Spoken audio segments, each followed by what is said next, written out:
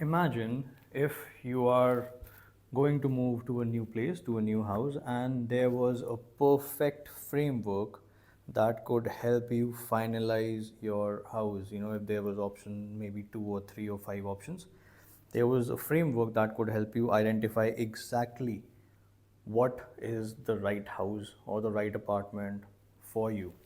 This is exactly what we are going to talk about today. So there are a lot of videos, and a lot of people who are guiding you if it's, a condominium versus a build a floor, or if it's an apartment versus a house, or if it's a Noida versus a Gurgaon, or if it's a Gurgaon versus a New York.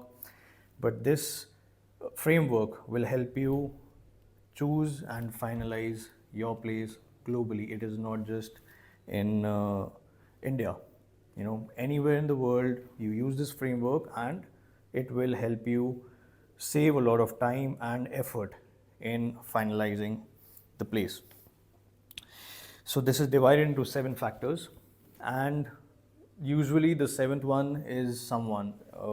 So this is divided into 7 factors, and usually the seventh factor is something that people find out once they move in. So watch this video till the end and let me know how you like it. Let's get right onto it. So you're looking for a new house. This is the number one factor that you can evaluate the house by. So what works is all of these 7 factors, give them points out of 10. So in the end, you will have a final score, perfect score out of 70. So whatever has the highest score is clearly the winner here.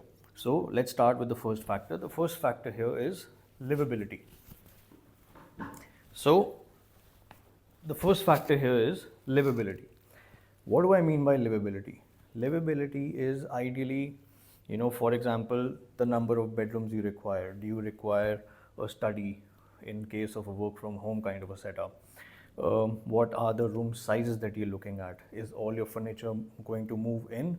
Is the space enough?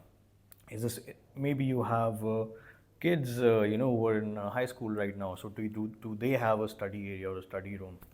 Maybe you like to entertain guests. So does it have ample space to, invite the guests and entertain the guests?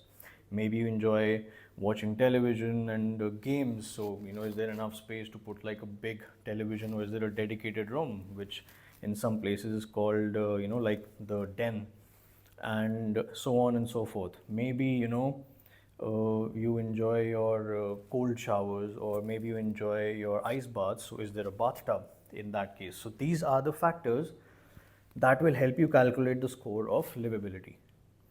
Other factors that can also be added, is the kind of white goods the kitchen has already, and the kind of, area we have for the house help or the house staff. How many rooms are there for the house staff? Does it accommodate all of your house staff? I mean, I have had cases where, consulted people where they were having a house staff of 4 and they had only one room available with the place that they were getting. So these all factors, if you get a taste of it, these are all the factors that end up giving in the livability score. I hope you get a taste of it. The second factor here is the security. Now, the security is very personal to each. Now, for example, if you are in a typical bungalow, in a bungalow setup, the security would be something like, you have to hire your own guard, pay them, if you're in India, North India, ideally around 20,000 rupees for one shift. And there are these security companies as well. Maybe you go to a condominium or an apartment, and every apartment has different levels of the security system. The biggest apartments, on golf links in Gurgaon has a different level of security, a different training of that security personnel.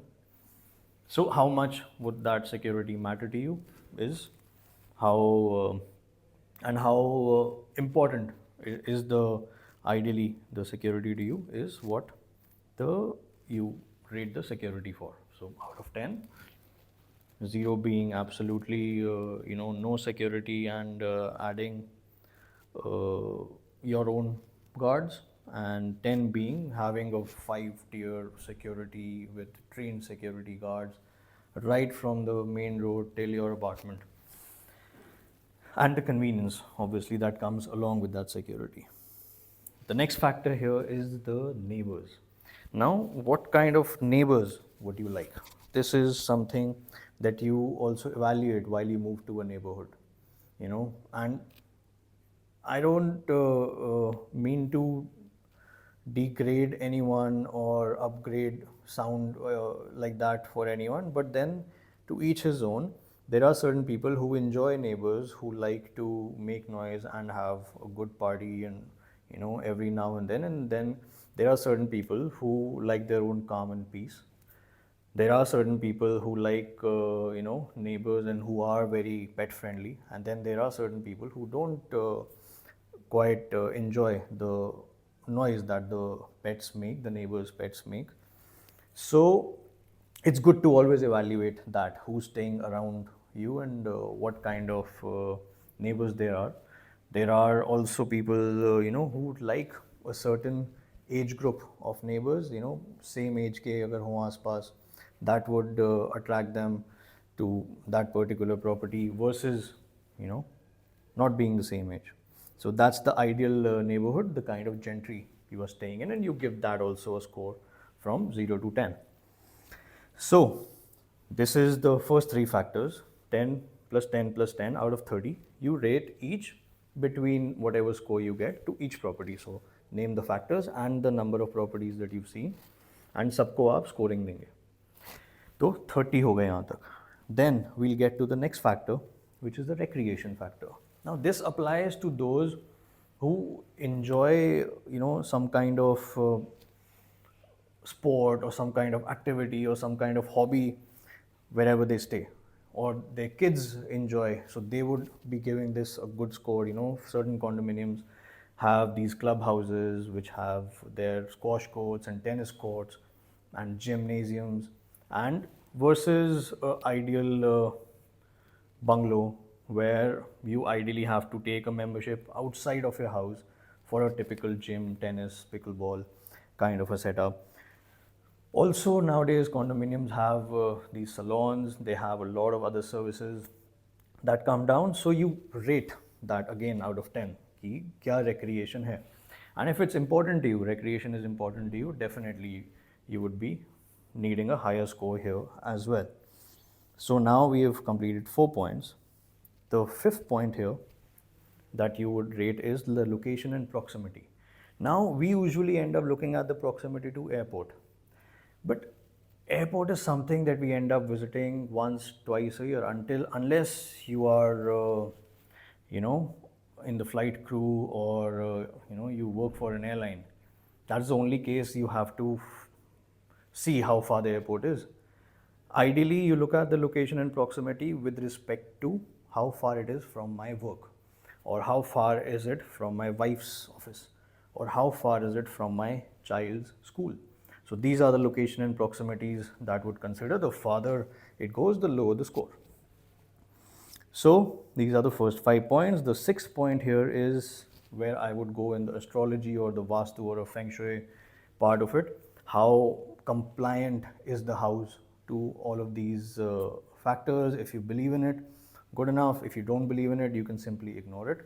But in case you believe in it, you would like to score this house. Maybe you can hire a consultant who can help you and score this score your house. And in case you're looking for a consultant in the north of India, or in fact anywhere in the world, I have someone extremely knowledgeable and authentic at the same time, who also happens to be one of my friends who I've been working with for more than a decade. So in case you want her contact, I can connect her with you right away. Leave a comment in the below, and we'll definitely share. And now we come to the seventh point, the point that I was telling you, which people end up finding out about after they move in. जब वो move in कर लेते हैं ना, that's when they find out about this one point. This is the nuisance value. Now, what exactly do I mean by a nuisance value? Now, imagine you moved into a brand new house in one of the most poshest localities of, for example, say Gurgaon.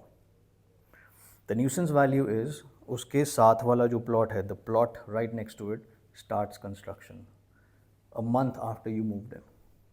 Now that construction noise, that construction dust is what I call the nuisance value. This you will only find out once you've moved in, once you've paid in full for the property. So you have to make sure, how much of that nuisance value are you okay with. Now, certain people are absolutely okay with staying in behind closed doors. Certain people are in the space of कि यार मेरे को maybe I am allergic to dust, or maybe I have some I like my peace, so I don't want to hear the construction equipment go on all day. There you end up maybe moving to an apartment or a gated society or a condominium where the construction is already done and there is no such noise. Even though nowadays, even in societies, the society next to it is building, so could be some nuisance value there. Another nuisance value here could be, coming from around the places. Maybe it's, near an airport, so that noise of planes landing and, just flying over your head all day. Or it could be near a railway station where it could be the noise of trains all day. Or maybe it is on the main road where it could be the noise of vehicular movement, trucks and traffic all day, and other things that you would be ideally terming as nuisance. So these were this is the framework that if you follow correctly, and end of it you mark or score every point out of 10, end of it you get a score, and whatever property that you have shortlisted gives you the best score out of this would be the right one for you. So thanks guys, thanks for watching, and if you would like to share your view on this, I would invite you to put it in the comments below, and thanks for watching.